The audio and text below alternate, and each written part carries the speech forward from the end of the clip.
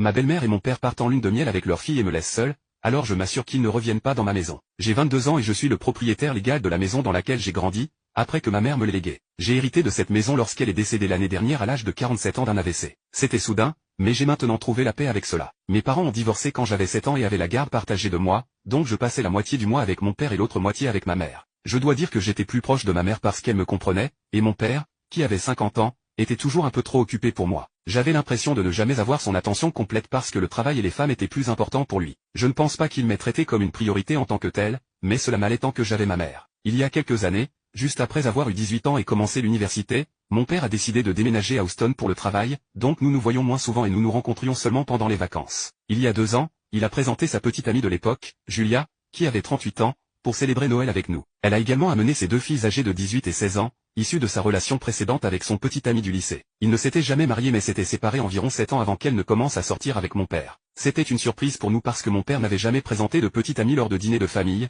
mais nous avons donné à Julia et à ses filles l'accueil le plus chaleureux possible et avons fait de notre mieux pour les mettre à l'aise avec nous. C'était une soirée très agréable et je dirais que nous nous entendions tous très bien à l'époque. Même après cela, chaque fois que je parlais à mon père au téléphone, Julia me saluait aussi et elle était très gentille avec moi. Ses filles étaient un peu timides et introverties, donc elles restaient principalement dans leur coin, mais dans l'ensemble, nous avions une bonne relation. Après le décès de ma mère, j'ai découvert qu'elle m'avait laissé la maison. Heureusement, pour une raison quelconque, ma mère avait divisé tous ses biens dans son testament autour de mes 18 ans parce qu'elle aimait toujours planifier à l'avance, même dans des situations morbides comme celle-ci. Quoi qu'il en soit, comme je venais de terminer mes études, j'ai décidé d'emménager et de trouver un emploi qui ne m'obligerait pas à déménager bientôt. Je voulais passer les prochaines années dans la maison de mon enfance, tout simplement parce que c'était mon lieu de confort. Mon père n'était pas très content de la décision de ma mère et s'en est assuré après avoir découvert le testament. Lui et Julia avaient été très gentils et solidaires au moment des funérailles, mais mon père était un peu morose quand il a réalisé qu'il n'allait pas récupérer la maison. Cette maison était celle que mes parents avaient achetée ensemble lorsqu'ils se sont mariés, mais ma mère en avait pris possession lors du divorce. C'était un arrangement équitable parce qu'il s'en est tiré sans payer de pension alimentaire,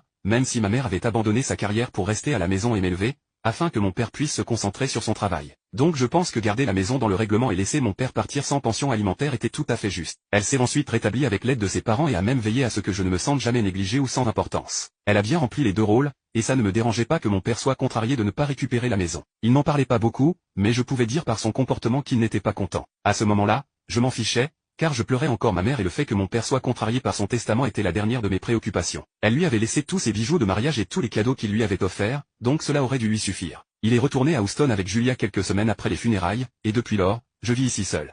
Cependant, il y a environ 6 mois, mon père m'a dit qu'il était maintenant fiancé à Julia et qu'il voulait se marier là où se trouvait sa maison, donc il allait revenir ici pendant les semaines précédant le mariage, car cela n'avait pas de sens de rester à l'hôtel alors qu'il y avait une maison avec suffisamment de chambres libres. Ses filles étaient également scolarisées à domicile, donc elles n'auraient aucun problème.